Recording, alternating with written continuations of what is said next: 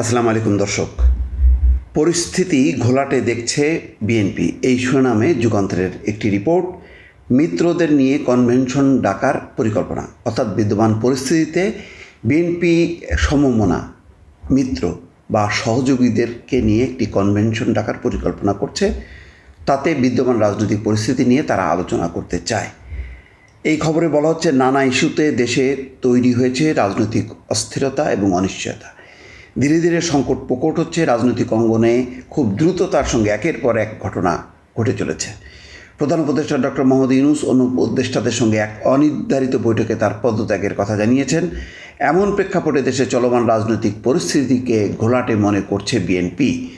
জাতীয় নির্বাচন, রাখাইনে মানবিক করিডোর, চট্টগ্রাম বন্দরের ব্যবস্থাপনা বিদেশি কোম্পানির হাতে তুলে দেওয়া সহ 6 উপদেষ্টার পদত্যাগের দাবিতে আরও কয়েকটি ইস্যুতে জুলাই অভ্যুত্থানের পক্ষের রাজনৈতিক দলগুলোর মধ্যে বিভাজনের কারণে এমন পরিস্থিতির সৃষ্টি হয়েছে বলে মনে করে দলটি।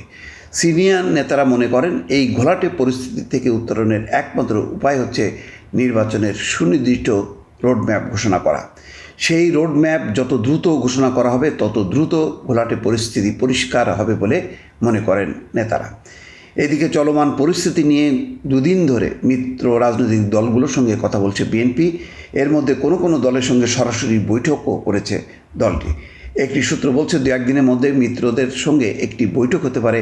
বিএনপি মিত্র দলগুলোকে নিয়ে একটি কনভেনশন আয়োজনের পরামর্শ দিয়েছে বেশ কয়েকটি দল, একথা নিশ্চিত করেছেন এলডিপির চেয়ারম্যান সাদাত হোসেন সেলিম। গণতান্ত্রিক আন্দোলনের যেসব দল রাজপথে ছিল এবং প্রাসঙ্গিক আরও কয়েকটি দল নিয়ে এই কনভেনশন করার কথা বলা হয়েছে। সেখানে সম্মিলিতভাবে দলগুলো দ্রুত সময়ের মধ্যে জাতীয় নির্বাচনের সুনির্দিষ্ট রোডম্যাপ চাইবে। সূত্র বলছে, চলমান পরিস্থিতিতে করণীয় নিয়ে বিএনপি নেতাদের সঙ্গে জামাতেরও আলাপ হয়েছে। সূত্র মতে, বিএনপির জাতীয় স্থায়ী কমিটির সিদ্ধান্ত অনুযায়ী বুধবার প্রধান উপদেষ্টার সঙ্গে সাক্ষাৎ করার কথা ছিল বিএনপির। অজ্ঞাত কারণে সেই সাক্ষাৎ হয়নি।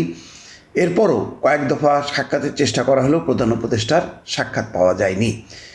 জানা গেছে, সাক্ষাৎ বিএনপির তরফ থেকে একটি লিখিত প্রস্তাব দেওয়ার কথা ছিল।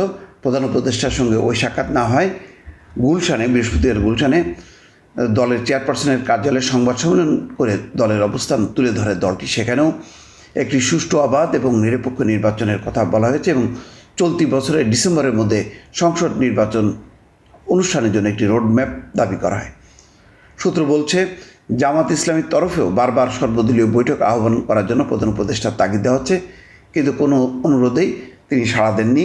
অবশ্য শেষ পর্যন্ত গত রাতে জামাত এবং বিএনপি দুই প্রধান রাজনৈতিক দলকেই ডক্টর মোহাম্মদ ইউনূস বৈঠকে ডেকেছেন এবং 7:30-8টা এই সময় নির্দিষ্ট করা হয়েছে।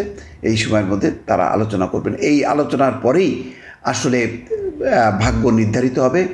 প্রধান উপদেষ্টা ডক্টর মোহাম্মদ ইউনূস, ডক্টর ইউনূস সিদ্ধান্ত নেবেন যে এই দুটি রাজনৈতিক দল যদি তাকে সাপোর্ট করে, অর্থাৎ তিনি যা চান সেটি যদি মেনে নেন, অথবা এই দুটি রাজনৈতিক দল যা চায় সেইটা যদি ডক্টর মোহাম্মদ ইউনূস পূরণ করতে রাজি হন, তাহলে সব সংকট কাটবে।